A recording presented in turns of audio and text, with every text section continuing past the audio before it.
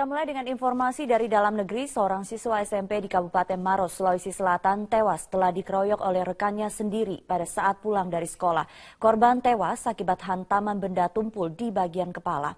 Pelajar SMP Negeri 1 Kabupaten Maros, Sulawesi Selatan bernama ZF terbujur kaku di rumahnya usai dikeroyok oleh dua teman sekolahnya sendiri pada saat pulang dari sekolah di Jalan Poros, Makassar. Sebelum menghembuskan nafas terakhir, anak pertama dari dua bersaudara ini sempat menjalani perawatan medis di dua rumah sakit berbeda. Nyawa korban tidak tertolong akibat pengumpalan darah di bagian otak akibat terkena hantaman benda tumpul. Korban disemayamkan di rumah duka di Desa Turikale, Kecamatan Turikale, Kabupaten Maros, Sulawesi Selatan. Sejumlah kerabat dan rekan sekolah korban mendatangi rumah korban untuk menyatakan duka cita. Kasus ini ditangani oleh Polres Kabupaten Maros, Sulawesi Selatan.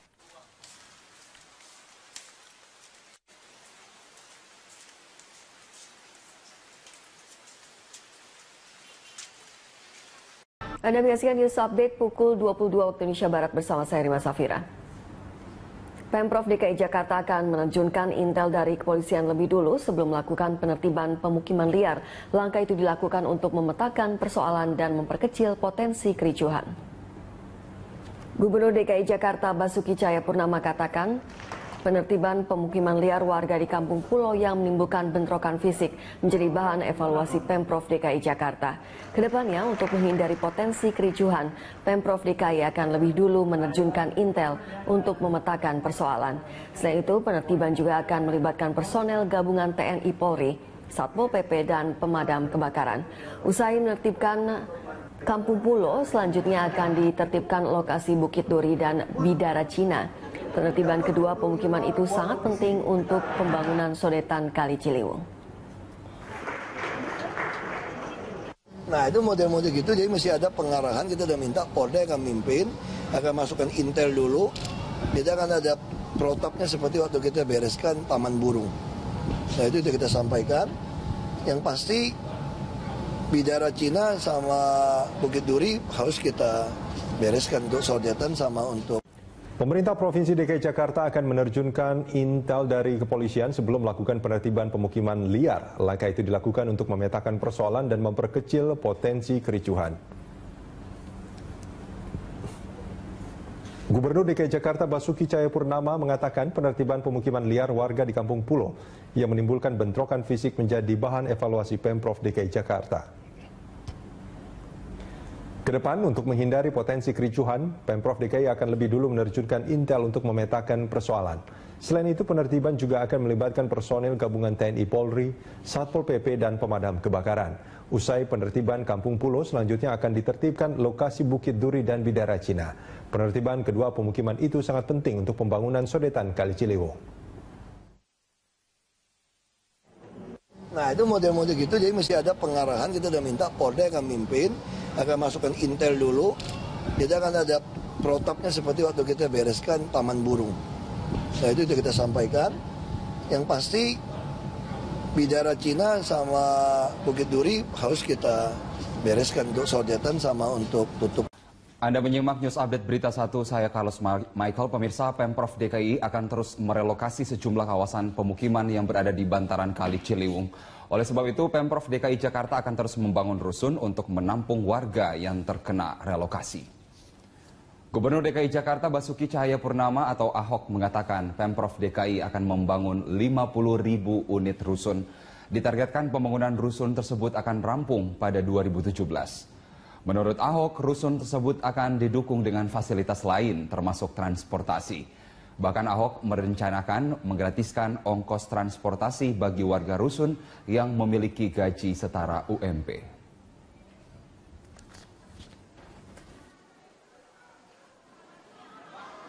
Anda menyaksikan News Update pukul 11 waktu Indonesia bagian Barat, saya Cakri Miller.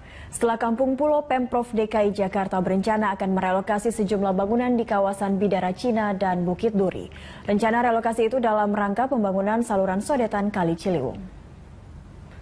Terkait rencana tersebut, Pemprov DKI mempersiapkan Rusunawa Cipinang Besar Selatan dan Pulau Gebang untuk relokasi warga. Namun kapan relokasi dilakukan belum dipastikan karena masih menanti kesiapan rusun tempat tinggal pengganti. Pemerintah memastikan tidak akan memberikan uang ganti rugi bagi warga yang tinggal di tanah negara. Namun jika ada yang memiliki sertifikat tempat tinggal, pemerintah akan membeli lahannya sesuai dengan harga appraisal.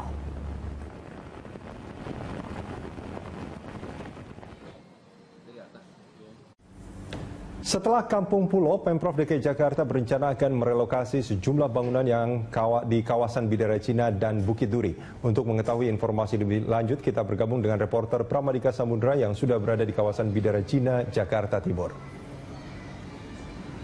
Prama, apakah sudah ada pemberitahuan dari Pemprov kepada warga terkait rencana relokasi itu? Prama. Ya, berdasarkan informasi yang kami dapatkan melalui warga, memang sudah ada pemberitahuan sebelumnya dari Pemprov DKI Jakarta untuk upaya penggusuran atau relokasi warga yang berada di Bidara Cina ini untuk nantinya akan digunakan wilayah ini sebagai sodetan Kali Ciliwung. Namun meski demikian, nampaknya proses tersebut akan berjalan alot, Rudi, di mana warga saat ini telah melaporkan atau telah mengajukan upaya gugatan hukum ke Pengadilan Negeri Jakarta Timur terkait dengan adanya upaya relokasi dari Pemprov DKI Jakarta. Di depan sebelum pintu masuk ke kawasan Bidara Cina ini ada spanduk berukuran kurang lebih 2 kali 6 meter yang bertuliskan bahwa warga setelah melaporkan atau telah menggugat proses atau upaya relokasi Pemprov DKI Jakarta untuk menjadikan kawasan mereka sebagai sodetan Kali Ciliwung, mereka menuntut ganti rugi yang sepadan dalam upaya pembongkaran dan juga relokasi tersebut, Rudi. Ya, lalu bagaimana dengan tanggapan warga sekitar terkait rencana relokasi yang akan dilakukan Pemprov, Rama? Ya, terkait tanggapan warga sekitar, saat ini telah bersama saya salah satu warga yang juga merupakan juru bicara warga Bidara Cina ini, ada Ibu Astriani. Selamat pagi, Ibu. Terkait dengan adanya upaya relokasi warga sendiri, saya melihat adanya spanduk gugatan hukum begitu ya. Sebenarnya apa sih yang digugat dari warga sendiri? Jadi kita meminta, ini sebenarnya ditempuh setelah kita merasa tahapan negosiasi dan diskusi itu buntu ya dengan pemerintah. Kita merasa aspirasi kita nggak didengar, jadi kita mengajukan upaya hukum lewat pengadilan, dan yang kita harapkan adalah ganti rugi. Kenapa kita meminta ganti rugi? Karena warga di sini merasa kami tidak menduduki tanah negara seperti yang disebutkan oleh pemerintah. Kita punya bukti yang cukup otentik gitu ya. Dan akhirnya kami berpendapat bahwa saat sekarang ini yang terjadi sebenarnya adalah sengketa lahan antara, bukan pemerintah loh, ini antara swasta sebenarnya, karena pemerintah menyebutkan dari 9.000 meter persegi dalam AMDAL yang dibilang diperlukan untuk pembangunan inlet, itu sebagian besar disebutkan milik seseorang bernama Hengki, yang kita nggak kenal Hengki ini siapa. Sebagian kecilnya yang diklaim sebagai hak pakai Pemprov. Kedua-dua kepemilikan yang katanya sudah bersertifikat ini buat kita bermasalah, karena kita sudah hampir 70 tahun gitu ya tinggal di sini secara turun-temurun. Kalau kita flashback tadi disebutkan bahwa meminta ganti rugi, apakah tidak ada ganti rugi dari Pemprov terkait dengan adanya relokasi ini? Enggak, karena terakhir kita audiensi dengan Pak Gubernur tanggal 5 Juni 2015, karena mereka mengklaim kita menyerobot tanah negara dan ada kepemilikan seseorang yang bernama Hengki di sini. Mereka bilang mereka nggak bisa ngasih ganti rugi. Alternatifnya ya kita disuruh tinggal di rusun gitu. Itu pun kita belum sepakat gitu ya. Terus yang terakhir malah kita sudah dapat pemberitahuan untuk pengosongan dan pembongkaran. Di dalamnya nggak disebutin lagi soal rusun. Jadi seolah-olah kita disuruh keluar aja gitu sama pemerintah. Itu kan sangat nggak adil. Ini kan sudah akan memasuki tahap pengadilan, sedang dalam proses. Berarti sudah punya bukti-bukti yang cukup kuat gitu. Apa aja sih bukti-buktinya, Bu? Alhamdulillah sudah ada. Jadi sebagian warga kami itu ada yang punya sertifikat sampai hak milik gitu ya. Lalu ada dokumen-dokumen lama milik warga yang memang bertempat tinggal di sini dari tahun 40-an. Yang itu kita peroleh sebenarnya dari arsip Kementerian Agraria juga. Jadi kita merasa kita punya bukti otentik bahwa kita nggak menyerobot tanah negara gitu ya. Kita nggak menyerobot tanah orang lain juga. Dan buat kita jadinya ini untuk semoga bisa didengar sama gubernur ya. Sebenarnya sengketanya adalah hubungan hukumnya adalah yang paling besar adalah antara warga dengan Hengki, orang bernama Hengki, kita nggak tahu ini. Dan yang menjadi pertanyaan buat kami, ada hubungan hukum apa antara Hengki dengan Pemprov sehingga Pemprov menggunakan organ negara, menggunakan kelengkapan negara untuk meminta kita keluar dari tempat tinggal yang sudah kita diami hampir 70 tahun itu gitu. Berarti warga nggak tahu ya kalau di 9.000 meter persegi ini 8.000-nya punya Hengki, itu nggak ada yang tahu? Kita nggak tahu bahwa ada sertifikat hak milik yang atas nama orang yang namanya Hengki. Itu keluar tahun 76, kita juga nggak tahu ada hak pakai sertifikat hak pakai Pemprov tahun 96. Kedua sertifikat ini baru kita ketahui tanggal 5 Juni 2015 waktu kita audiensi dengan gubernur.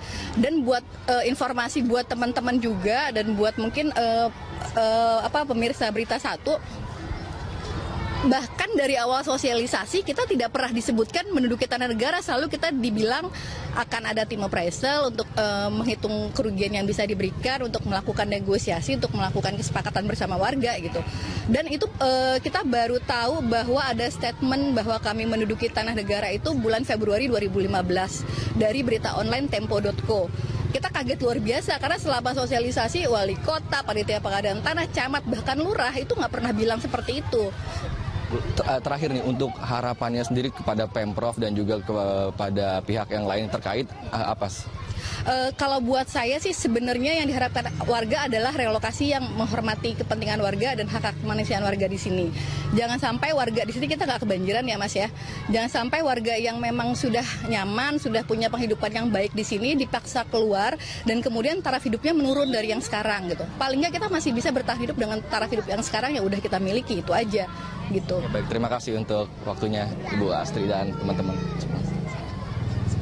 Ya, demikian Rudi wawancara kami dengan salah satu warga di Bidara Cina. Untuk sementara demikian, kembali ke Anda. Baik, terima kasih reporter Pramadika Samudra dan juru kamera Amin Subarkah yang melaporkan langsung dari kawasan Bidara Cina, Jakarta Timur.